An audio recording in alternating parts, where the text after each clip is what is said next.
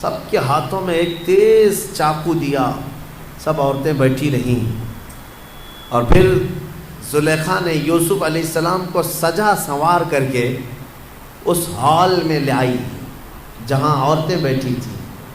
جیسی یوسف علیہ السلام پر سب کی نظریں پڑی، وہ پہلی مرتبہ دیکھ رہی تھی، جمال یوسف کو دیکھنے میں وہ ایسی مہ ہو گئی۔ ادھر زلیخا نے آواز لگائی کہ اپنے اپنے لیمو کاٹ لو۔ عورتوں کو ہوش نہ رہا، ان کے ہاتھوں سے لیمو گر گیا اور انگلیاں کٹ گئی،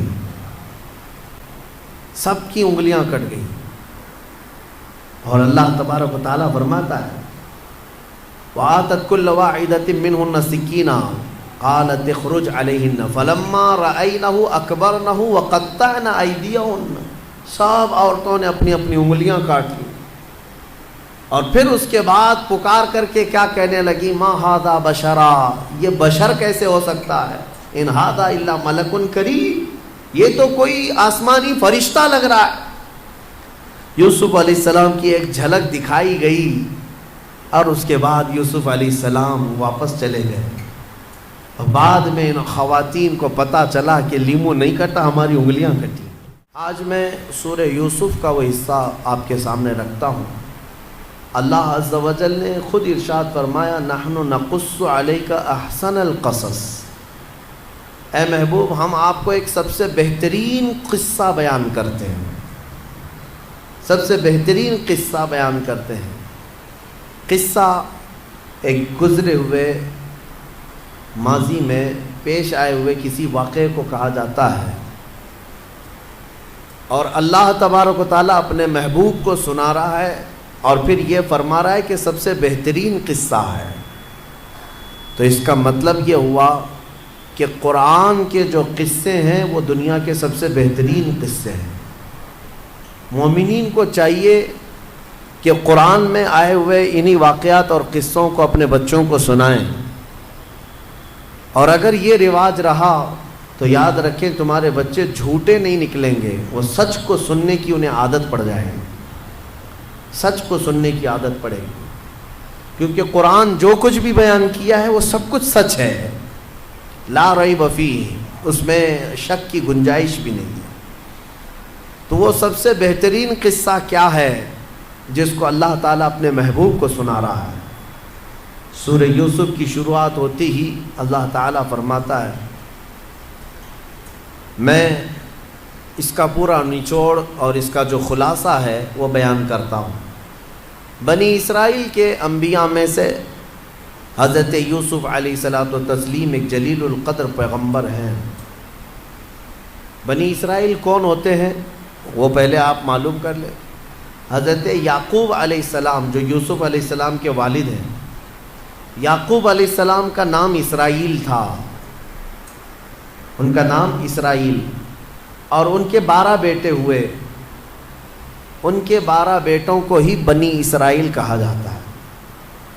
یعنی یعقوب علیہ السلام کے جو بیٹے تھے، بنی کا مطلب ہوا بنین ہے عربی میں، تو اس کی اضافت کی وجہ سے یہاں بنی اسرائیل کہا جاتا ہے، یعنی اسرائیل کے بیٹے، اور ان 12 میں سے جو نسلیں چلی وہی بنی اسرائیل بنے بعد میں۔ اب یعقوب علیہ السلام کون ہیں؟ یہ ابراہیم علیہ السلام کے پوتے ہیں۔ ابراہیم علیہ السلام کے 2 بیٹے ہوئے، ایک اسماعیل علیہ السلام اور ایک اسحاق علیہ السلام۔ ابراہیم علیہ السلام کے 2 بیٹے ہوئے، ایک اسماعیل علیہ السلام اور ایک اسحاق علیہ السلام، دونوں الگ الگ بیویوں سے ہیں۔ اسحاق علیہ السلام سے پھر یعقوب علیہ السلام پیدا ہوئے، یعقوب علیہ السلام سے یوسف علیہ السلام، اور پھر ان کی نسل میں ہزاروں نبی آئے، ہزاروں انبیاء آئے، داؤد علیہ السلام، سلیمان علیہ السلام، موسیٰ علیہ السلام، عیسیٰ علیہ السلام، یہ جتنے انبیاء آئے ہیں یہ انہی کی نسل میں آئے، اسحاق علیہ السلام کی نسل میں آئے۔ اور ابراہیم علیہ السلام کے دوسرے بیٹے جو ہیں وہ اسماعیل علیہ السلام، ان کی نسل میں سوائے میرے آقا کے اور کوئی نبی نہیں۔ اسماعیل علیہ السلام کی نسل میں آئے ایک نبی، لیکن وہ بھی سید الانبیاء بن کر کیا ہے، محمد الرسول اللہ صلی اللہ علیہ وسلم۔ اس اعتبار سے ابراہیم علیہ السلام کو ابو الانبیاء کہا جاتا ہے، نبیوں کا باپ کہا جاتا ہے۔ اکثر انبیاء اکرام کا سلسلہ نسب ابراہیم علیہ السلام سے ہو کر ہی اوپر جاتا ہے۔ خیر، تو یوسف علیہ السلام یعقوب علیہ السلام کے 11ویں بیٹے ہیں۔ 10 بیٹے بڑے تھے، 11ویں نمبر پر آپ پیدا ہوئے ہیں۔ اور یوسف علیہ السلام پیدائشی حسن و جمال کے مالک تھے، اور ایسا حسن اللہ نے دیا تھا کہ اس زمانے میں کسی کا ویسا حسن نہیں تھا، جو ایک بار آپ کو دیکھتا تو دیکھتا ہی رہ جاتا تھا۔ حضرت یوسف علیہ السلام کا حسن مشہور ہے، جمال یوسف مشہور ہے۔ تو جب وہ جوان ہونے لگے تو حضرت یعقوب علیہ السلام چھوٹے ہونے کی وجہ سے ان سے لگاؤ زیادہ رکھتے تھے، محبت زیادہ کرتے تھے، اپنے ساتھ بٹھاتے، اپنے ساتھ کھلاتے، اپنے ساتھ نمازیں پڑھتے۔ تو حضرت یوسف علیہ السلام یعقوب علیہ السلام سے بہت قریب رہے، اور یعقوب علیہ السلام کا اس زمانے میں ایک بڑا مقام تھا، نبی بھی تھے، رسول بھی ہیں، اور ایک بڑی امت تھی۔ اس وقت سارے لوگ یعقوب علیہ السلام کی پیروی کرتے تھے، جتنے بھی لوگ تھے، تو یہ بڑا مقام تھا۔ تو یوسف علیہ السلام کو حضرت یعقوب کا چاہنا یہ بھائیوں سے دیکھا نہ گیا۔ 10 بھائی تھے، بھائیوں کے دل کے اندر ایک حسد پیدا ہوا اپنے ہی بھائی کے لیے، کہ ہمارے چھوٹے بھائی کو ہمارے والد زیادہ چاہتے ہیں، ہم لوگوں کو نہیں چاہتے۔ باپ سب کو چاہتا ہے، لیکن کسی کسی سے لگاؤ زیادہ بڑھ جاتا ہے، انسانی فطرت ہے، انسانی فطرت کا یہ تقاضا ہے۔ آپ کے بھی اگر 4 بیٹے ہوں تو کسی ایک بیٹے سے لگاؤ ہو جاتا ہے، اس کا مطلب یہ نہیں کہ باقی بیٹے بیٹے نہیں ہیں، سب بیٹے ہوتے ہیں، لیکن دوسروں کے دلوں کے اندر یہ حسد شیطان پیدا کرتا ہے۔ ان 10 بھائیوں کے دلوں میں یہ حسد آ گیا، چیمی گوئیاں چلتی رہیں، باہر باتیں چلتی رہیں۔ پھر ہوا بھی ایک دن ایسے کہ یوسف علیہ السلام کو اپنے باپ کی آنکھوں سے دور کرنے کا پلان بنانا شروع کیا، منصوبہ سازی کرنے لگے۔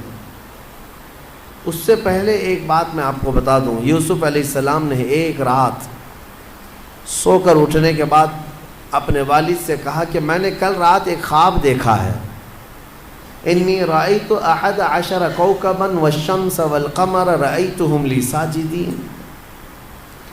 یوسف علیہ السلام نے اپنے والد سے کہا کہ ابا میں کل رات کو دیکھ رہا تھا 11 ستارے اور ایک سورج اور ایک چاند مجھے سجدہ کر رہے تھے۔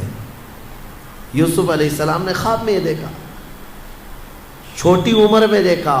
یعقوب علیہ السلام اسی وقت اپنے بیٹے سے کہتے ہیں، بیٹا یہ خواب کسی کو بیان مت کرنا، لا تقصص رؤیاک علی اخوتک، خاص کر تیرے بھائیوں کو مت بیان کرنا، پھر وہ شرارت کریں گے، اس لیے کہ اس خواب کی میننگ، اس خواب کی تعبیر بہت اعلیٰ ہے، بہت بلند ہے۔ بہرحال یہ بچپن کا دیکھا ہوا خواب تھا، تعبیر تو ہونی تھی، لیکن اس سے پہلے بھائیوں نے یہاں پر مکر کیا، منصوبہ کیا، سازشیں کی، شیطان ان کے ساتھ شریک رہا، شیطان پلاننگ میں ساتھ میں بیٹھتا۔ شیطان نے ہی ان 10 بھائیوں کو منصوبہ بتایا، ایک کام کرو، یوسف کو جنگل میں لے جاؤ، گھومنے پھرنے کے بہانے جاؤ، اور وہاں جا کر کے یوسف کو ذبح کر دو، ختم کر دو، اور پھر آ کر کے کہہ دینا کہ جانور کھا گیا۔ تو اگر اتنا کر لو گے تو یوسف کا کام تمام ہو جائے گا، تم سب کے سب اپنے باپ کے محبوب بیٹے بن جاؤ گے، باپ تم ہی کو چاہنے لگیں گے۔ ان 10 نے حسد کے مارے وہ پلاننگ کر لیا، لیکن یہ مسئلہ تھا کہ یعقوب علیہ السلام ان کے ساتھ بھیجیں گے کیسے یوسف علیہ السلام کو۔ سب 10 کے 10 پلان بنا کر کے آئے، کہا کہ ہم جاتے ہیں تفریح کے لیے، گھومنے کے لیے، جنگل جائیں گے، سارے لوگ جا رہے ہیں، آپ یوسف کو بھی ہمارے ساتھ بھیجیے۔ والد نے کہا نہیں، میں نہیں بھیجوں گا، مجھے اس بات کا اندیشہ ہے کہ تم جو ہے میرے اس بیٹے کی حفاظت نہیں کر پاؤ گے، کہیں کوئی بھیڑیا آ گیا اور اس بچے کو اٹھا لے گیا یا کچھ ہو گیا تو کیا ہوگا۔ تو ان سبوں نے مکر کر کے کہا، آپ بھی کیا بات کرتے ہیں والد گرامی، ہم سگے بھائی ہیں، وَنَحْنُ عُصْبَةٌ، ہم اس کے بھائی ہیں، ہم یوسف کو اسی طرح سے جانے دے دیں گے؟ ایسا کیسے ہو سکتا ہے؟ 10 لوگ ہیں ہم اس کی حفاظت کے لیے۔ باتیں بنائی، یعقوب علیہ السلام نے بھیج دیا۔ یوسف علیہ السلام کو جب ان بھائیوں کے ساتھ بھیجا تو یہ 10 لوگ لے کر کے جنگل میں آئے۔ اپنے منصوبے کے اعتبار سے مارنا تو تھا، لیکن پھر بھائیوں نے مشورہ کیا، لا تقتلوا یوسف کو قتل مت کرو، وَأَلْقُوهُ فِي غَيَابَتِ الْجُبِّ، بلکہ ایک اندھیرے کنویں میں ڈال دیا جائے، ایک کسی کنویں کے اندر ڈال دیتے ہیں، مارنا بیکار ہے۔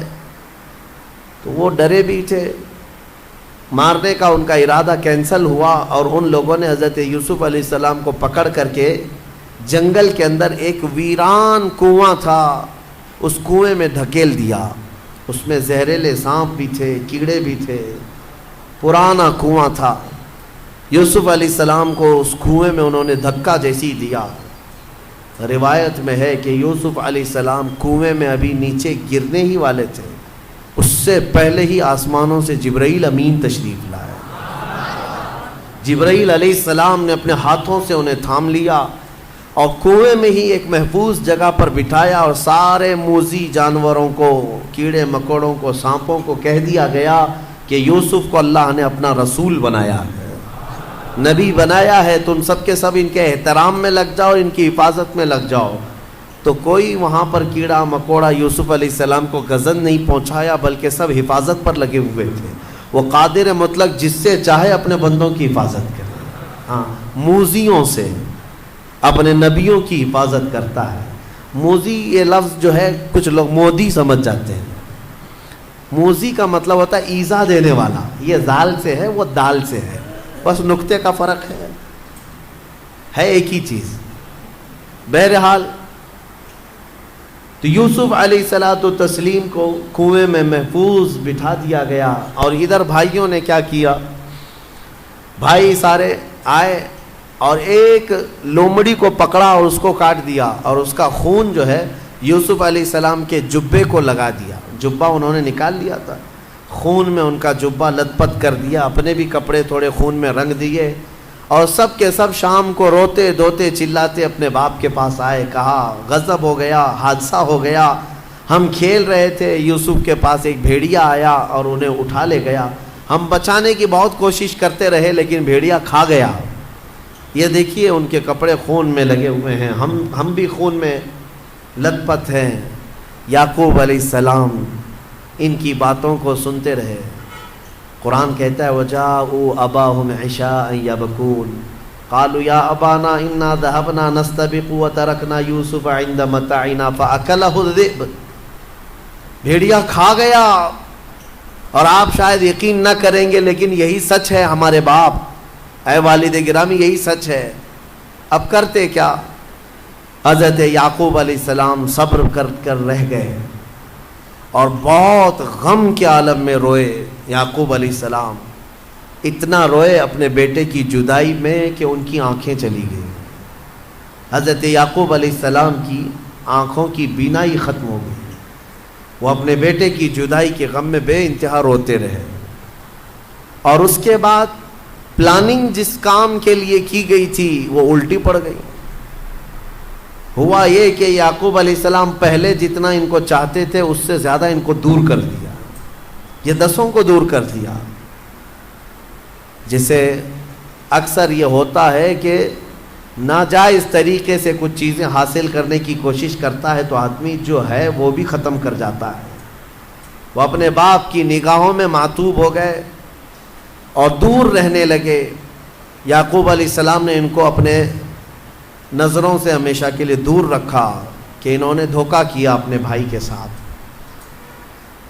یہ زمانہ ہو گیا گزرتا ہوا۔ قرآن کہتا ہے یوسف علیہ السلام کنویں میں رہے، ایک قافلہ اس راستے سے گزر رہا تھا، وجاءت سیارۃ، ایک قافلہ وہاں پر آیا، اور وہ مصر کی طرف جانے والا قافلہ وہاں پر پڑاؤ کیا۔ انہوں نے پانی کی تلاش میں 2 لوگوں کو بھیجا تھا قافلے والوں نے، اسی کنویں پر وہ 2 لوگ آئے، ڈول ڈالا انہوں نے کنویں میں، تو جیسے ہی ڈول ڈالا حضرت یوسف علیہ السلام ڈول کو پکڑ کر اوپر آ گئے.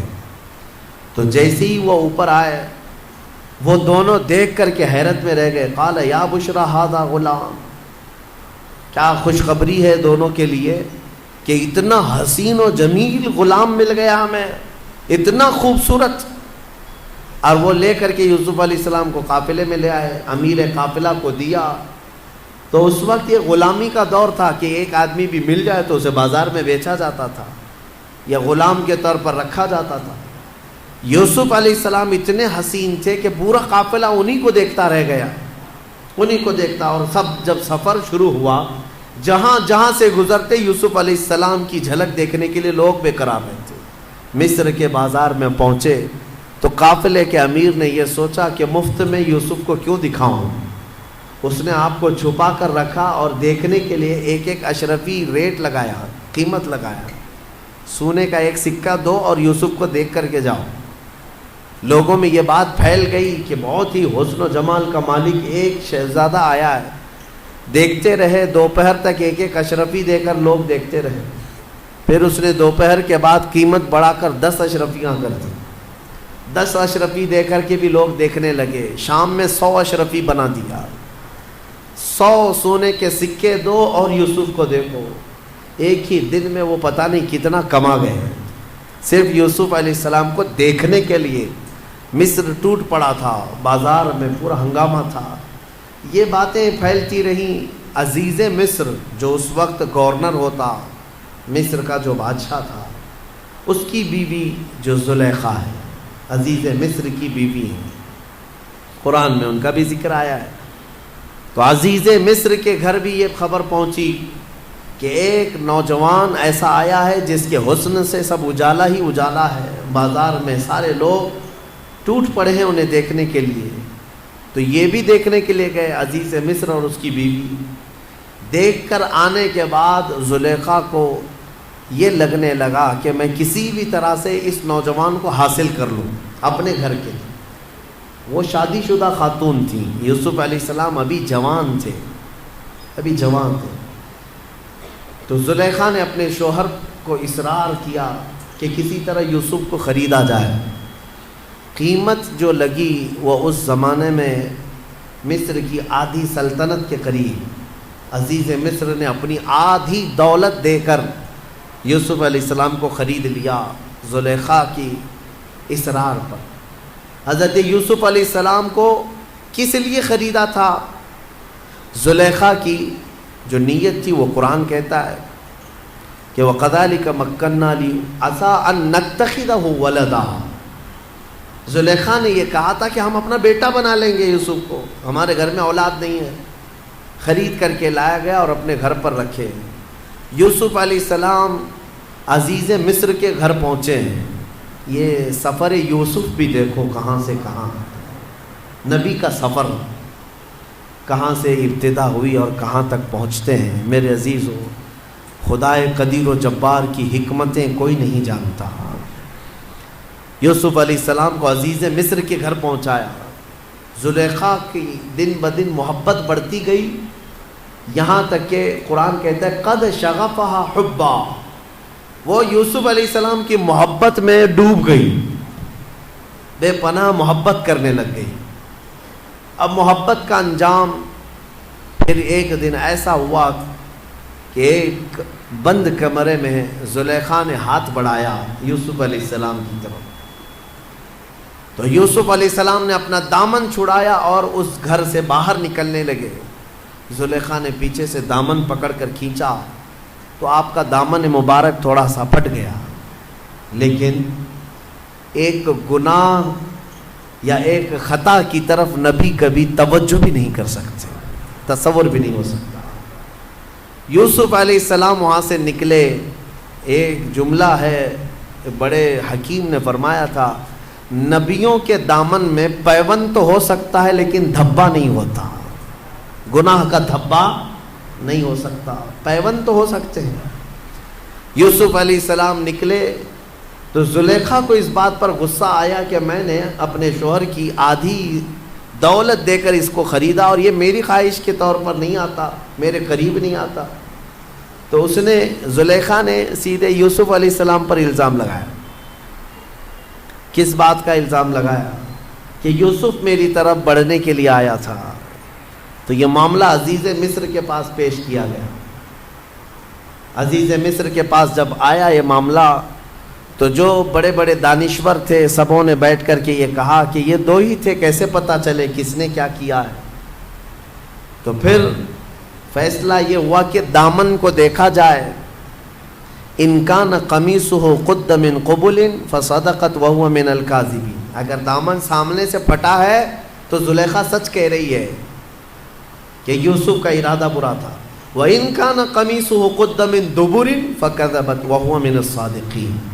اور اگر دامن پیچھے سے پھٹا ہے تو جھوٹ بول رہی ہے زلیخا، کیونکہ زلیخا کی خواہش تھی اور یوسف بچ رہے تھے. فَلَمَّا رَآ قَمِيصَهُ قُدَّ مِن دُبُرٍ. پھر جب قمیص ان کی دیکھی گئی تو پیچھے سے پھٹی تھی، دامن پیچھے سے پھٹا ہوا تھا. تو پھر یہ فیصلہ ہو گیا کہ زلیخا نے جھوٹ کہا، یوسف پاک ہے. اتنا فیصلہ ہوا. لیکن یہ بات شہر میں پھیل گئی کہ زلیخا شادی شدہ ہونے کے باوجود ایک نوجوان کی محبت میں فدا ہو گئی ہے اور وارفتہ ہے. اور بہت سارے لوگ دیکھے نہیں تھے یوسف علیہ السلام کو، لیکن یہ افواہ پھیل گئی. تو زلیخا کو یہ بات ناگوار گزری کہ لوگ میرے بارے میں طرح طرح کی باتیں کر رہے ہیں، ان لوگوں نے ابھی یوسف کو دیکھا کہاں ہے. تو زلیخا نے ایک دعوت کی اور دعوت میں شہر کی بڑی رئیس عورتوں کو سب کو بلایا، جو جو تانے مار رہی تھی سب کو بلایا. عموماً ایسا ہوتا ہے کہ اپنی چیز چھپانے کے لیے دوسروں کو بھی اس میں ملوث کرنا ایک انسان کی فطرت ہوتی ہے کہ تو بھی اس میں داخل ہو جا. بہت ساری عورتیں دعوت میں آئیں. زلیخا نے سب کو کھانا کھلانے کے بعد کہا کہ میں آج آپ سب کے سامنے ایک مظاہرہ کرتی ہوں. سب کے ہاتھوں میں ایک ایک لیمو اور ایک چاقو دیا. کہا جب میں کہوں تو اس لیمو کو اپنی چاقو سے کاٹ دینا، تیز چھری ہے. قرآن کہتا ہے فَلَمَّا سَمِعَتْ بِمَكْرِهِنَّ أَرْسَلَتْ إِلَيْهِنَّ وَأَعْتَدَتْ لَهُنَّ مُتَّكَأً وَآتَتْ كُلَّ وَاحِدَةٍ مِّنْهُنَّ سِكِّينًا. سب کے ہاتھوں میں ایک تیز چاقو دیا. سب عورتیں بیٹھی رہیں. اور پھر زلیخا نے یوسف علیہ السلام کو سجا سنوار کر کے اس ہال میں لے آئی جہاں عورتیں بیٹھی تھیں. جیسی یوسف علیہ السلام پر سب کی نظریں پڑی، وہ پہلی مرتبہ دیکھ رہی تھی. جمال یوسف کو دیکھنے میں وہ ایسی ماں ہو گئی. ادھر زلیخا نے آواز لگائی کہ اپنے اپنے لیمو کاٹ لو. عورتوں کو ہوش نہ رہا، ان کے ہاتھوں سے لیمو گر گیا اور انگلیاں کٹ گئی. سب کی انگلیاں کٹ گئی. اور اللہ تبارک و تعالیٰ فرماتا ہے وَآتَتْ كُلَّ وَاحِدَةٍ مِّنْهُنَّ سِكِّينًا قَالَتِ اخْرُجْ عَلَيْهِنَّ فَلَمَّا رَأَيْنَهُ أَكْبَرْنَهُ وَقَطَّعْنَ أَيْدِيَهُنَّ. سب عورتوں نے اپنی اپنی انگلیاں کاٹ لی. اور پھر اس کے بعد پکار کر کے کیا کہنے لگی مَا هَذَا بَشَرًا. یہ بشر کیسے ہو سکتا ہے؟ إِنْ هَذَا إِلَّا مَلَكٌ كَرِيمٌ. یہ تو کوئی آسمانی فرشتہ لگ رہا ہے. یوسف علیہ السلام کی ایک جھلک دکھائی گئی اور اس کے بعد یوسف علیہ السلام واپس چلے گئے. اور بعد میں ان خواتین کو پتہ چلا کہ لیمو نہیں کٹا، ہماری انگلیاں کٹی. 4 کی 4 انگلیاں کٹ گئی. میرے عزیزو، ہو سکتا ہے سننے میں یہ آسان لگ رہا ہو، چونٹی بھی اگر کوئی کاٹے آپ کو تو آپ کو احساس ہوتا ہے، پتہ چلتا ہے. لیکن ایک وقت ایسا ہوتا ہے محویت کا، غرق ہو جائے کسی چیز میں آدمی تو پھر کسی چیز کا احساس نہیں ہوتا. وہ محویت جو ہے وہ بہت زیادہ کسی سے لگاؤ ہو تب آتی ہے. آج کے زمانے میں گیم کی محویت ہے نوجوانوں کو. ہاں، ان کو گیم کھیلنے کے وقت پکارو، ان کو پتہ ہی نہیں چلتا ماں نے پکارا بھی ہے کہ نہیں پکارا ہے. باپ پکارتا رہتا ہے، ان کو پتہ نہیں. یہ محویت ہے، ڈوب گئے ہیں، غرق ہو گئے ہیں. پب جی میں تو کتنے مر بھی گئے ہیں، ان کی زندگیاں ختم ہو گئی. تو میں جو عرض کر رہا ہوں وہ یہ ہے کہ یہ عورتیں محویت کے عالم میں تھیں اور ان کی انگلیاں کٹ گئیں۔ یوسف علیہ الصلاۃ والتسلیم کا یہ جو واقعہ ہے یہ قرآن میں صاف صاف بیان کیا گیا۔ عورتیں اپنے گھر چلی گئیں، لیکن جب یہ معاملہ بڑھ گیا، یوسف علیہ السلام کو لے کر چیمی گوئیاں بڑھ گئیں، زلیخا کا مسئلہ، عورتوں کے ہاتھوں کے کٹنے کا مسئلہ، تو روز روز کچھ نہ کچھ ہوتا رہے گا۔ عزیز مصر نے کیا کیا؟ یوسف علیہ السلام کو جیل میں ڈال دیا۔ یہی سفر یوسف ہے، اب جیل کو پہنچے۔ کیا جرم تھا اللہ کے نبی کا؟ یوسف علیہ السلام کا کیا قصور تھا؟ کوئی جرم تھا؟ ناحق جیل میں پہنچایا گیا۔ یوسف علیہ السلام کو قید و بند میں رکھا گیا۔ میرے عزیزو، 1 2 نہیں 7 سال تک قید میں رکھا گیا، بغیر کسی جرم کے، بغیر کسی قصور کے۔ ہاں، قید، جیل کی سزائیں انبیاء اکرام علیہ السلام کو دنیا دیتی رہی، تو ہماری اور آپ کی کیا حیثیت ہے؟ بنا کسی جرم کے۔ حضرت یوسف علیہ السلام جب جیل میں تھے، اب وہاں پر ایک معاملہ پیش آیا۔ وہاں پر 2 قیدی اور بھی ساتھ میں تھے۔ ان دونوں قیدیوں نے ایک بار خواب دیکھا، عجیب و غریب خواب تھا۔ صبح اٹھ کر کے انہوں نے حضرت یوسف علیہ السلام سے کہا، ہمیں ایسا لگتا ہے آپ کا چہرہ دیکھ کر کے آپ بڑے علم والے ہیں، خوابوں کی تعبیر آپ جانتے ہیں، ہمارے خوابوں کی تعبیر بتا دیجیے۔ حضرت یوسف علیہ السلام نے پوچھا کہ کیا ہے خواب بتاؤ۔ ان میں سے ایک نے کہا کہ میں نے کل رات کو دیکھا کہ میرے سر پر روٹیوں کا ایک ٹوکرا ہے اور اوپر سے کوے نوچ نوچ کر کے کھا رہے ہیں۔ اور دوسرے نے کہا میں نے دیکھا ہے کہ انگوروں کے خوشے کو نچوڑ کر کے اس کا رس میں پی رہا ہوں، یعنی انگور کا رس نچوڑ کر کے میں پی رہا ہوں۔ ایک نے دیکھا کہ روٹیوں کے ٹکڑے اس کے سر پر ہیں اور کوے کھا رہے ہیں۔ یوسف علیہ السلام نے کہا دونوں کے خواب کی میں تعبیر بتاتا ہوں، لیکن یہ کب 7 سال ہو چکے تھے جیل کے اندر۔ یوسف علیہ السلام نے دونوں کی تعبیر بتائی اور یہ بھی کہا، پہلے تعبیر سن لے، کہا کہ جو انگور کا خوشہ نچوڑ کر کے رس پی رہا تھا، کہا تیرے لیے مبارک ہے، عنقریب تیری آزادی کا پروانہ ہے، تو جیل سے آزاد ہو جائے۔ لیکن تو آزاد ہو جائے تو میرا ایک کام کرنا کہ عزیز مصر بدل چکا ہے، اب بادشاہ جو وقت کا تھا وہ بدل گیا، زلیخا کا شوہر نہیں ہے، اس کے پاس جا کر کے میری بات رکھنا، مجھے ناحق جیل کے اندر رکھا گیا ہے، میری آزادی کی بات رکھنا۔ اس نے کہا ٹھیک ہے۔ دوسرے سے کہا جس کے سر پر روٹیوں کا ٹوکرا تھا اور کوے نوچ نوچ کر کھا رہے تھے، یوسف علیہ السلام نے کہا کہ تیرے لیے بری بشارت ہے کہ عنقریب تجھے پھانسی کی سزا ہوگی۔ اور ہوا ایسی ہی کہ 3 دن نہیں گزرے تھے کہ ایک کی آزادی کا پروانہ سنایا گیا اور دوسرے کی پھانسی کا آرڈر آ گیا۔ یوسف علیہ السلام کا جو یہ علم تھا خوابوں کی تعبیر بتانا، یہ بھی اللہ نے آپ کو معجزے کے طور پر عطا کیا تھا، معجزہ تھا۔ خوابوں کی تعبیر صحیح من عن حضرت یوسف علیہ السلام بتا دیا کرتے تھے۔ میرے عزیزو، خواب جو ہے اس کے بارے میں حدیث پاک میں بھی ہے، مومن کا دیکھا ہوا خواب اکثر سچ ہوا کرتا ہے، بلکہ فرمایا گیا نبوت کا 46واں حصہ ہے۔ مطلب یہ ہے کہ سچائی ہوا کرتی ہے، اور اللہ تبارک و تعالیٰ جب اپنے مومن بندوں کو کسی بات سے الرٹ کرنا چاہتا ہے تو خوابوں کے ذریعے سے انہیں پیغام دیتا ہے۔ لیکن خوابوں کی تعبیر جاننا یہ ہر کس و ناقص کا کام نہیں ہے۔ ایرے غیرے نتھو کھیرے خوابوں کی تعبیر نہیں بتا سکتے۔ خوابوں کی تعبیر ایک علم ہے باضابطہ، اس کے لیے بہت ساری چیزوں کا جاننا ضروری ہے۔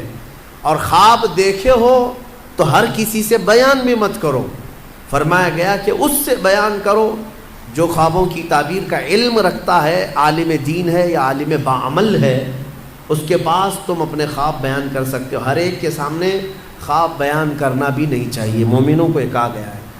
یہاں بیچ میں رک کر کے میں اتنی بات کہہ دوں یہ ضروری نہیں کہ جو کچھ بھی دیکھا جائے وہی چیز نظر آئے، ہر چیز کا کچھ الگ الگ معنی ہوتا ہے۔ حضرت محمد بن سیرین رضی اللہ تعالیٰ مشہور تابعی ہیں، خوابوں کی تعبیر کے امام ہیں۔ آپ سے پوچھا گیا خواب میں اذان دیتے ہوئے دیکھے تو کیا ہے؟ اذان دیتے ہوئے اگر دیکھا تو اس کی تعبیر کیا ہوگی، اس کا معنی کیا ہو سکتا ہے؟ توجہ چاہتا ہوں میں، صرف جھٹ سے ایسے ہی تعبیر نہیں بتا دی جائے گی کہ اذان دیتے ہوئے دیکھے ہاں اس کا معنی یہ ہے۔ پہلے یہ دیکھا جائے گا کہ دیکھنے والا کون ہے۔ خواب دیکھنے والے کے اوپر ڈیپینڈ کرتا ہے، دیکھنے والا کیسا ہے۔ تو دو تعبیریں آتی ہیں اس کی۔ اگر دیکھنے والا شریف آدمی ہے، نیک آدمی ہے، تو اس کا مطلب یہ ہے کہ عنقریب وہ حج پر جائے گا۔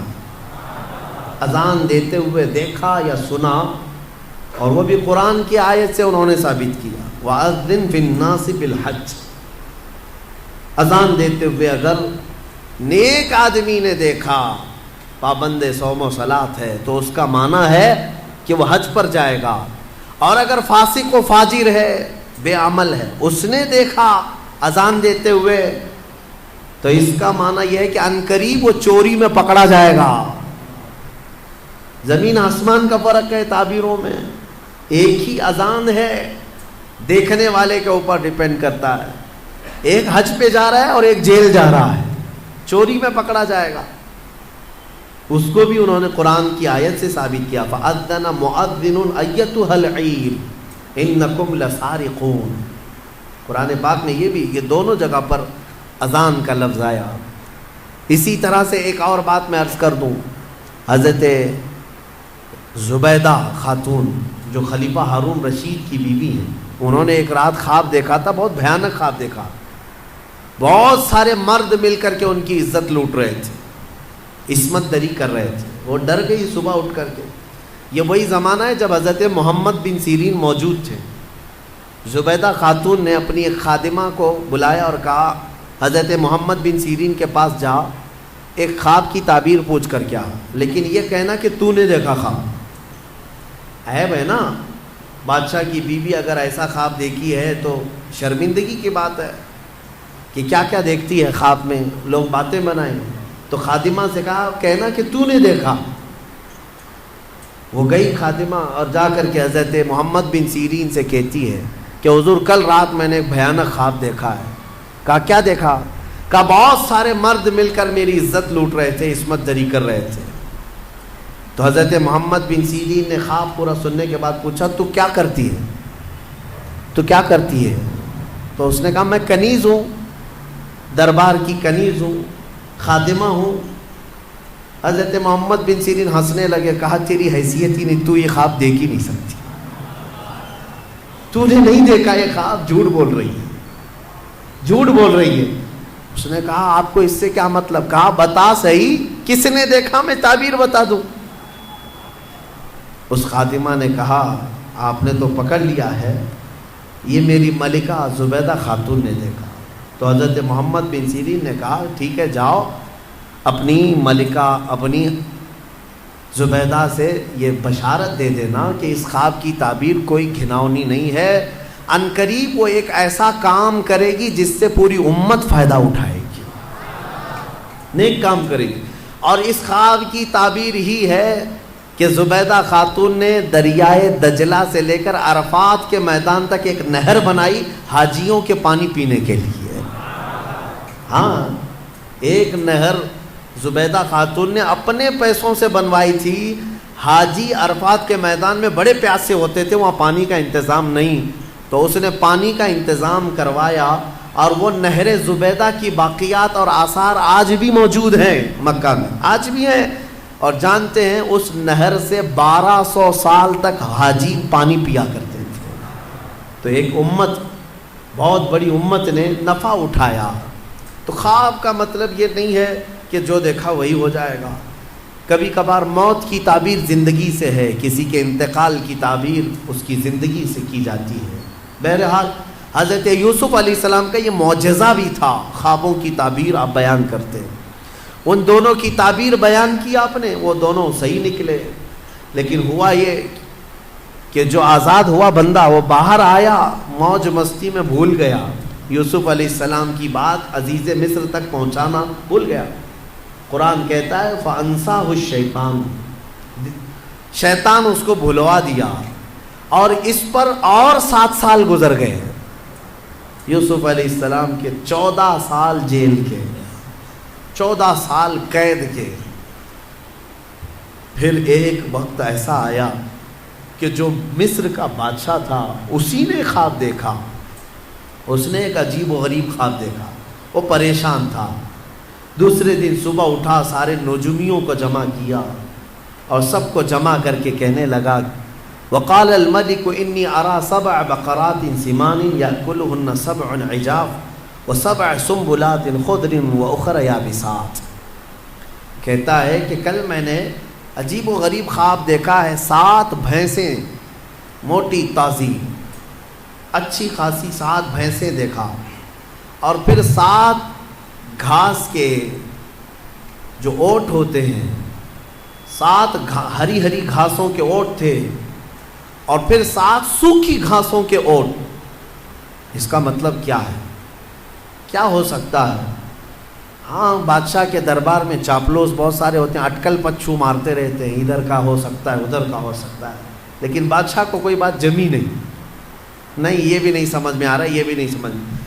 اس دربار میں وہ جیل سے چھوٹا ہوا آدمی موجود تھا، اس کو یاد آ گیا کہ جیل میں ایک شخص ہے جو خوابوں کی تعبیر بتاتا ہے۔ بادشاہ سے کہا جیل میں یوسف نام کا ایک جوان ہے جو پچھلے 14 سال سے قید میں ہے، اور اس نے مجھے پیغام بھی بھیجا تھا آپ کے نام، میں بھول گیا، اور وہ خوابوں کی صحیح تعبیر بتاتا ہے۔ پچھلے کسی عزیز مصر نے اسے قید کر دیا تھا، تو بادشاہ نے حکم دیا کہ یوسف علیہ السلام کو آزاد کیا جائے اور انہیں لایا جائے۔ یوسف علیہ السلام کو آزاد کیا گیا اور دربار شاہی میں لایا گیا۔ تو آپ کا جو عزیز مصر تھا اس نے اپنا خواب بیان کیا، تو یوسف علیہ السلام نے خواب کی سچی تعبیر یوں بتائی، کہا کہ اے بادشاہ، اے عزیز مصر، اس خواب کی تعبیر یہ ہے کہ اگلے آنے والے 7 سال تمہارے خوشحالی کے ہوں گے، بہت خوشحالی ہوگی، اور ہر جگہ ہریالی سبزے ہوں گے، اور پھر اس کے بعد 7 سال ایسے آئیں گے جس میں قحط پڑ جائے گا، کوئی زمین میں سبزہ نہیں ہوگا، یہاں تک کہ لوگ بھوکے پیاسے مرنے لگ جائیں گے۔ لہٰذا تیرے لیے یہ حکم ہے کہ یہ اگلے جو 7 سال آئیں گے اس میں سارا غلہ جمع کر لے اور سارا اپنے لیے محفوظ ٹھکانہ بنا لے، تاکہ جب قحط کے سال آئیں تو یہ جمع شدہ غلہ اپنی رعایا میں تقسیم کیا جا سکے۔ یہ خواب کی تعبیر۔ بادشاہ کو بات سمجھ میں آ گئی کہ ہاں بالکل یہ تعبیر درست ہو سکتی ہے۔ اس نے پھر محسوس کیا کہ 1 سال کے بعد ہی مصر میں ہریالی، سبزے کی فراوانی، اناج، غلہ، کثرت سے برکت۔ تو بادشاہ کو سمجھ میں آ گیا کہ میری خواب کی تعبیر صحیح ہے۔ پھر 7 سال اس نے یوسف علیہ السلام کے کہنے کے مطابق غلہ جمع کرنا شروع کیا، خوب جمع کیا، وافر مقدار میں ساری چیزیں جمع ہوئی۔ 7 سال گزرنے کے بعد پھر قحط سالی کا دور شروع ہوا، سوکھا پڑ گیا، زمینیں کچھ نہیں اگاتی تھی، بارشیں رک گئی۔ پھر جب لوگ قحط سالی میں پریشان ہو کر بھوکے گھومنے لگے، یہاں تک کہ لوگوں کے پاس جو تھا سب بیچ دیا، لوگوں نے گھر بیچ دیے، جائیدادیں بیچ دی، زمینیں بیچ دی، حتیٰ کہ اپنے آپ کو بھی بیچ دیا لوگوں نے۔ بادشاہ اس وقت جو جمع کیا ہوا تھا وہ اب تقسیم کرنا شروع کرتا ہے۔ اب یوسف علیہ السلام کی بتائی ہوئی تعبیر من و عن جب صحیح ثابت ہوئی تو بادشاہ نے حضرت یوسف علیہ السلام کو وزیر اعظم بنا دیا، اپنے دربار کا خاص وزیر بنایا۔ اور قرآن میں مولا فرماتا ہے کہ ہم نے یوسف کو کہاں سے کہاں پہنچایا۔ یہ سفر یوسف ہے، دیکھنا ہے میرے عزیزوں۔ ابھی اور میں آپ کو آگے بتاتا ہوں کہاں سے یوسف علیہ السلام چلے۔ زندگی میں کیا آتا ہے اور کیا جاتا ہے تم کبھی فیصلہ نہیں کر سکو گے۔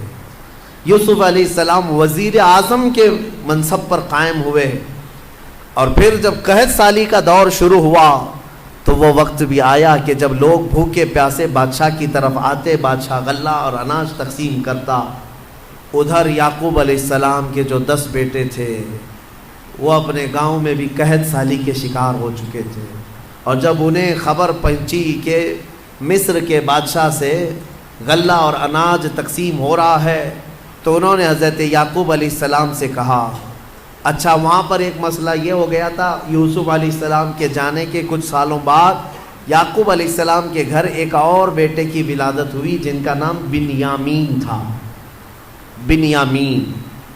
اب یعقوب علیہ السلام ان کو اپنے قریب رکھنے لگے، وہ سب سے چھوٹے تھے، یوسف علیہ السلام کے بدل ان سے محبت کرتے تھے، لیکن 10 بھائیوں نے اب حسد نہیں کیا، کہا چھوڑو جانے دو، اب دوسری بار کریں گے تو کچھ اور پلٹ نہ جائے، پہلی مرتبہ کیا تھا پلٹ گئے، باپ سے دور ہو گئے تھے۔ لیکن 10 لوگ یعقوب علیہ السلام کے پاس آتے ہیں، کہتے ہیں کہ اب کیا کریں؟ یعقوب علیہ السلام نے کہا جاؤ عزیز مصر سے ہمارے حصے کا بھی غلہ لے آؤ۔ جب وہ پہنچے تو یہاں پر بادشاہ کے دربار میں آئے، میرے عزیز تو کافی سال کا عرصہ گزر چکا ہے، کئی سال گزر گئے، تقریباً 25 سے 30 سال کا عرصہ گزر گیا ہوگا، اور اس وقت وہ آئے، یوسف علیہ السلام کو انہوں نے نہیں پہچانا۔ یوسف علیہ السلام ہر ایک کے چہرے کو غور سے پہچانتے تھے، اچھے سے جانتے تھے، یہ میرے بھائی ہیں۔ انہوں نے کہا کہ ہمیں غلہ دے دیا جائے ہمارے حصے کا۔ یوسف علیہ السلام نے کہا کتنے لوگ ہیں تمہارے گھر میں؟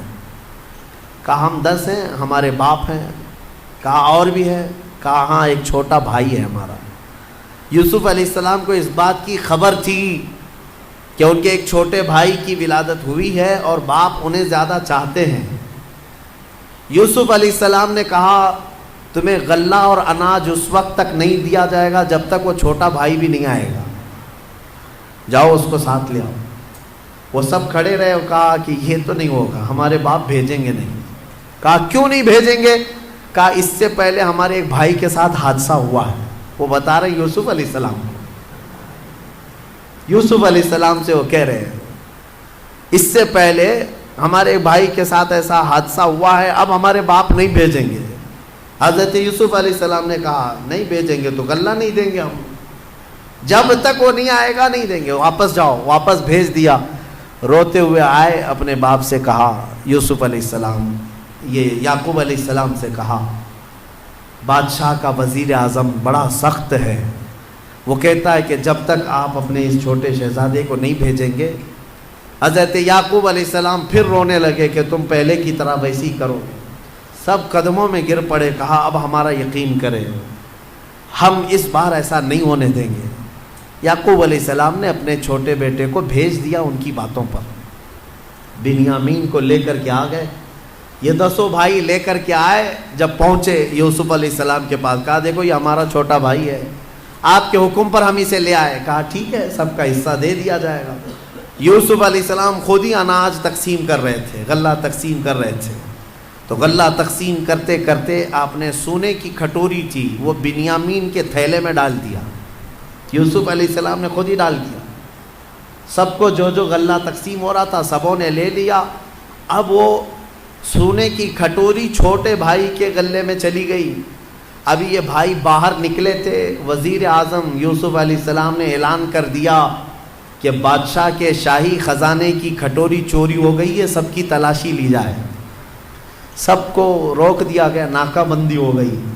اب تلاشی لینے لگے سپاہی، تو یہ 10 اور 11 بنیامین، ان کی تھیلی میں وہ کھٹوری مل گئی۔ سپاہی پکڑ کر کے لائے، یوسف علیہ السلام کے پاس پیش کیا کہ ان کی تھیلی میں یہ کھٹوری تھی۔ یوسف علیہ السلام نے ان کو پکڑ لیا اور کہا تم جا سکتے ہو، یہ نہیں جا سکتا۔ وہ رونے لگ گئے، کہا اس سے پہلے ہمارے بھائی کے ساتھ حادثہ ہوا تھا اور اس کی جدائی کے غم میں ہمارے باپ روتے روتے آنکھیں گنوا چکے ہیں، اب یہ دوسرا بھی ہم بڑی منت سماجت کے بعد اپنے باپ سے بول کر لائے تھے، اگر آپ ان کو نہ بھیجیں گے تو ہمارے باپ کا انتقال ہو جائے گا، ہمارے باپ پر آپ رحم فرمائیں، ہمیں بھیج دیں۔ یوسف علیہ السلام نے کہا نہیں بھیجا جائے گا، نہیں بھیجا جائے گا، کھٹوری ان کے تھیلی میں ملی ہے۔ تو وہ سب کے سب وہیں جمے کھڑے رہ گئے. یوسف علیہ السلام نے کہا کہ ایک صورت ہے کہ جاؤ اپنے باپ کو بھی ساتھ میں لے آ جاؤ, اپنے باپ کو ساتھ میں لے آؤ, اس کے بعد تمہارا یہ بھائی بھی آزاد ہو جائے گا. لیکن جانے سے پہلے یہ 10 ابھی بھی پہچان نہیں رہے, اتنا معاملہ ہو گیا پہچان نہیں رہے اپنے بھائی کو. یوسف علیہ السلام اپنے باپ کی بارے میں ان بھائیوں سے سنتے رہے تو دل میں درد بھی ہوتا ہے, اتنے سالوں سے اپنے باپ سے دور ہیں. جب وہ جانے لگے تو یوسف علیہ السلام نے اپنا جبہ اتار کر کے دیا, کہا کہ یہ لے جانا اپنے باپ کے چہرے پر ڈال دینا. یوسف علیہ السلام نے اپنے بھائیوں سے کہا کہ یہ لے جاؤ اپنے باپ کے چہرے پر ڈال دینا. اس میں قرآن میں ہے یہ آیت, اللہ تبارک و تعالیٰ نے فرمایا ہے فَلَمَّا جَاءَ الْبَشِيرُ أَلْقَاهُ عَلَى وَجْهِهِ فَارْتَدَّ بَصِيرًا. یہ 13ویں پارے میں کل ہم یہ تلاوت کریں گے سورہ یوسف کا جو بقیہ حصہ ہے. تو یوسف علیہ السلام نے یہ جبہ دیا اور کہا کہ لے جاؤ. اب یہ بھائی لے کر کے چل پڑے. جب وہ بیچ راستے میں پہنچے تھے, یعقوب علیہ السلام اپنے گھر میں اپنی بیوی وغیرہ کو بلا کر کہتے ہیں بے قراری ہو رہی ہے, مجھے بے چینی ہو رہی ہے. کہا کس چیز کی؟ کہا مجھے یوسف کی خوشبو آ رہی ہے. انی لاجد ریح یوسف, میں یوسف کی خوشبو سونگھ رہا ہوں. تو لوگوں نے کہا آپ پرانے خیالات میں ہیں, ہمیشہ یوسف یوسف کرتے رہتے ہیں, کہاں اتنے سالوں کے بعد یوسف کی خوشبو آ رہی ہے آپ کو؟ میرے عزیزو, ایک نبی دوسرے نبی کی خوشبو محسوس کر رہے ہیں. بھائی جب قریب آئے تو اب قرآن میں ہے کہ یہ 10 بھائیوں نے وہ جبہ لا کر یعقوب علیہ السلام کے چہرے پر ڈال دیا. فَارْتَدَّ بَصِيرًا, قرآن کہتا ہے یعقوب علیہ السلام کی آنکھیں روشن ہو گئی, بینائی لوٹ آئی. پھر بھائیوں نے کہا کہ ہمارے ساتھ ایسا ایسا معاملہ ہوا ہے. تب پھر یعقوب علیہ السلام نے کہا کہ ارے تم سب لوگ اس قدر غلطی کر چکے ہو, خطا کر چکے ہو, تمہیں پتہ نہیں جو وزیر اعظم ہے وہ میرا بیٹا یوسف ہے, یوسف ہے. سب کے سب باپ کے قدموں میں جھک گئے اور معافی تلافی کی. اور حضرت یعقوب علیہ السلام نے کہا ایسے نہیں, چلو یوسف کے پاس چلتے ہیں. حضرت یعقوب علیہ السلام ان 10 بیٹوں کو لے کر کے آئے. جب یہاں پہنچے تو وہ بادشاہ وقت عزیز مصر کو یوسف علیہ السلام نے اپنا پورا واقعہ سنا دیا کہ میرے ساتھ بچپن کے ساتھ کیا ہوا تھا, اور یہ وہ 10 لوگ ہیں جنہوں نے مجھے کنویں میں ڈالا تھا, اب وہ آ رہے ہیں, اللہ نے مجھے نبوت عطا فرمائی ہے. یوسف علیہ السلام نے عزیز مصر کو بتایا. جیسے ہی یعقوب علیہ السلام مصر کی سرزمین پر پہنچے 10 بیٹوں کو لے کر, ایک بیٹے بنیامین وہیں تھے اور ایک عزیز مصر بھی وہاں پر تھا. تو سب کے سب جب یوسف علیہ السلام کے پاس آئے تو دیکھتے ہی یعقوب علیہ السلام اور ان کے 11 بیٹے اور عزیز مصر سب کے سب یوسف علیہ السلام کے لیے سجدے میں گر گئے. یہ تعظیم کا سجدہ تھا, عبادت کا سجدہ نہیں, تعظیم کے لیے سجدے میں گر گئے. اور اس کے بعد سبوں نے سر اٹھایا تو یعقوب علیہ السلام نے کہا بیٹا بچپن میں جو تو نے خواب دیکھا تھا اس کی یہ تعبیر ہے. تو نے دیکھا تھا نا کہ 10 ستارے, ایک چاند اور ایک سورج تجھے سجدہ کر رہے ہیں, یہ 10 تارے تیرے بھائی ہیں, اور ایک سورج میں ہوں اور ایک چاند یہ عزیز مصر ہے. انی رأیت 11 کوکبا, 11 ستارے جو تجھے سجدہ کر رہے ہیں وہ تیرے 11 بھائی ہیں, ایک سورج یہ یعقوب علیہ السلام, ایک چاند یہ عزیز مصر. اللہ تبارک و تعالیٰ نے تیرے خواب کی تعبیر پوری فرمائی. اب اس کے بعد عزیز مصر اس پد سے, اس منصب سے بھی ہٹ گیا. اب یوسف علیہ السلام کو مصر کی بادشاہت عطا فرمائی. کہاں سے نکلے تھے؟ سفر یوسف کو یاد کرو. یہ رب تبارک و تعالیٰ کی حکمت کے فیصلے ہیں. قرآن میں مولا فرماتا ہے وَكَذَلِكَ مَكَّنَّا لِيُوسُفَ فِي الْأَرْضِ, اس طرح ہم نے یوسف کو زمین میں قرار دیا اور ہم جسے جہاں چاہتے ہیں وہاں بٹھاتے ہیں. تُعِزُّ مَن تَشَاءُ وَتُذِلُّ مَن تَشَاءُ, وہ مولا جسے چاہے عزت عطا کرے, تو جسے چاہے ذلت عطا کرے. رب تبارک و تعالیٰ نے یوسف علیہ السلام کو ان تمام مقامات سے گزارا. اس میں ہمارے لیے کئی عبرت کی چیزیں ہیں، کئی حکمت کی چیزیں ہیں. زندگی میں کچھ چیزیں ایسی مشقت کی آتی ہیں، اس کا مطلب یہ نہیں کہ وہ ہمیشہ رہ جائیں. کبھی یوسف علیہ السلام کنویں میں ہمیشہ نہیں رہے، کبھی یوسف علیہ السلام زلیخا کے گھر میں ہمیشہ نہیں رہے، کبھی یوسف علیہ السلام جیل میں بھی ہمیشہ نہیں رہے. ہر جگہ ایک نئی صبح آنی ہے، ایک نئی صبح آنی ہے. آج اگر چاند کو گہن لگا ہے تو کل چھٹنا بھی ہے. آج اگر مسلمانوں پر ظلم و ستم کے پہاڑ ڈھائے جا رہے ہیں، کل انشاءاللہ صبح طلوع ہوگی، کل صبح طلوع ہوگی. وہ روشنی پرچم اسلام کی لہرائے گی ضرور. سنا ہے قدسیوں سے میں نے کہ وہ شیر پھر ہوشیار ہوگا. میرے عزیزو، ہمارے بزرگ فرمایا کرتے، خاص طور پر مجھے نصیحت کے طور پر ہمارے ایک بزرگ عالم دین تھے، انہوں نے کہا تھا، عورتیں بہت ساری شکایت لے کر ان کے پاس روتی ہوئی آئی تھی، تو انہوں نے کہا تھا کہ تمہیں پتہ ہے ٹرین میں بیٹھتے ہو، سفر کرتے ہو، ٹرین میں سفر کرتے ہو تو ٹرین کبھی کبھار ٹنل میں جاتی ہے. ممبئی جانے والوں کو پتہ ہوگا اکثر کہ وہ ٹنل کے اندر سے ہو کے جاتی ہے. گوفا جو ہوتا ہے پہاڑ کے بیچ میں سے اندر گھس جاتی ہے اور پھر باہر نکلتی ہے. تو جیسی ٹرین ٹنل میں جاتی ہے، اندھیرا، کچھ نظر نہیں آتا، کچھ نظر نہیں آتا. جاتی ہے نا ٹرین پہاڑ کے اندر سے ہو کے، گوفے کے اندر سے، غار میں سے ہو کے جاتی ہے، جو کھود کے بنایا گیا سرنگ ہے. تو اس سرنگ میں جیسی ٹرین جاتی ہے اندھیرا ہو جاتا ہے. لیکن تم سب کے سب بیٹھے کیوں رہتے ہو ٹرین میں؟ جب اندھیرا ہو جائے تو گھبرا کر کے اتر کیوں نہیں جاتے؟ بھاگتے کیوں نہیں ادھر سے ادھر؟ ہر پیسنجر کو یہ معلوم ہے ڈرائیور چلا رہا ہے، نکالے گا باہر. ڈرائیور ٹرین چلا رہا ہے، تھوڑی دیر کے بعد یہ اندھیرے سے باہر نکالے گا.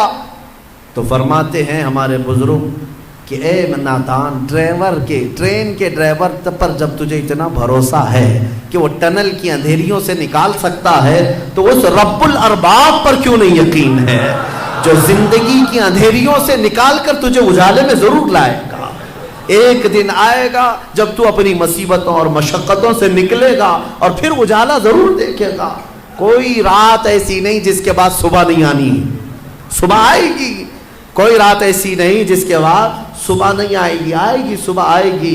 اس لیے جو مصیبتوں سے گھبرا کر کے ہا ہو کرتے ہیں، اب میں مر گیا، میں مر گیا، اب کیا ہوگا، اب کیا ہوگا، یہ بے صبر لوگ ہیں. انتظار کرو، مولا تبارک و تعالیٰ وہ اجالے عنقریب لائے گا. ان مع العسر یسرا، قرآن کہتا ہے ہر تکلیف کے بعد آسانی آئے گی، ہر تکلیف کے بعد آسانی آئے گی. یہ آیت 2 مرتبہ آئی ہے جس کا مطلب مفسرین یہ بتاتے ہیں کہ ایک تکلیف اٹھاؤ گے اللہ 2 آسانیاں عطا فرمائے گا. ایک تکلیف اٹھاؤ گے 2 آسانیاں عطا کرے گا.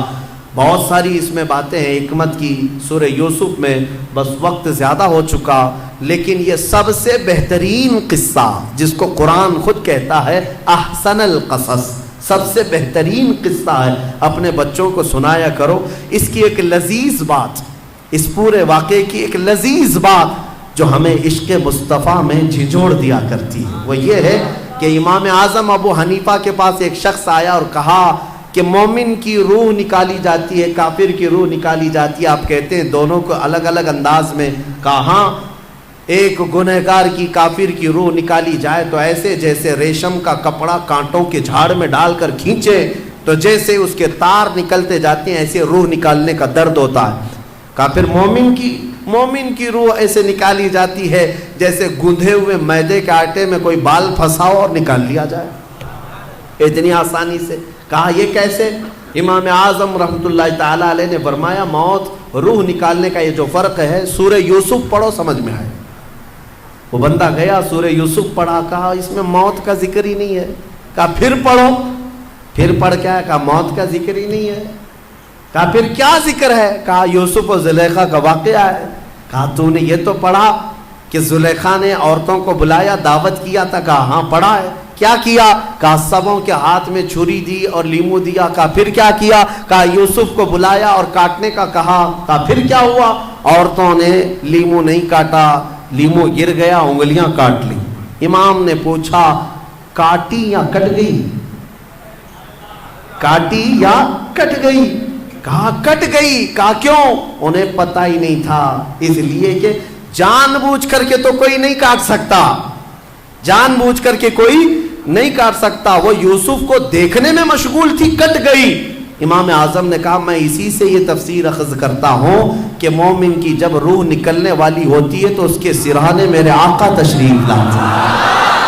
ارے جمال یوسف دیکھ کر کے انگلیاں کٹنے کا درد نہیں ہوتا تو جمال محمد دیکھ کر کے روح نکلنے کا درد کیسے ہوگا؟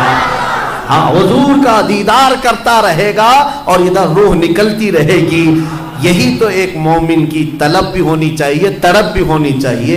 اے سنی مسلمانوں, یہی دعا کر کے جاؤ کہ جب دم واپسی ہو میری, یعنی دنیا سے جانے کا وقت آئے, میرے آقا میرے سرانے تشریف لائے. اگر آپ کا دیدار ہوتا رہے اور روح نکلتی رہے, احساس نہیں ہوگا. عزیزان گرامی, حضور پاک صلی اللہ تعالی علیہ وسلم کو دیکھ کر کے روح نکلنے کا درد ختم ہو جاتا ہے. ایک جملہ میں نے بیچ میں کہا, آپ نے نوٹ کر لیا ہوگا کہ یوسف علیہ السلام کا حسن دیکھ کر کے عورتوں نے انگلیاں کاٹ لی نہیں, کٹ گئی. کاٹ کون سکتا ہے؟ کٹ گئی, کٹ گئی. ارے جان بوجھ کر کے تھوڑی نہ کاٹی, بلکہ دیکھتے دیکھتے کٹ گئی. یہ مصر کی عورتوں کا معاملہ ہے. لیکن اس جگہ اگر محمد عربی صلی اللہ علیہ وسلم آئیں تو اعلیٰ حضرت فرماتے ہیں ہوش میں رہ کر کے بھی عورتیں نہیں, مرد کٹ نہیں. اگر چاہیں مرد تو حضور کے صرف نام پر اپنی گردن کٹا سکتے ہیں. حسن یوسف پہ کٹی مصر میں انگشت زنا, یا رسول اللہ سر کٹاتے ہیں تیرے نام پہ مردان عالم. وہاں حسن کو دیکھ کر انگلیاں کٹی تھی, یا رسول اللہ یہاں صرف نام پہ گردن کٹا جاتے ہیں. یہ حضور کے حسن کی بات ہی کچھ اور ہے. اللہ اسی حسن کے جلوے میں ہماری پوری زندگی عطا فرمائے. وآخر دعوانا الحمدللہ رب العالمین.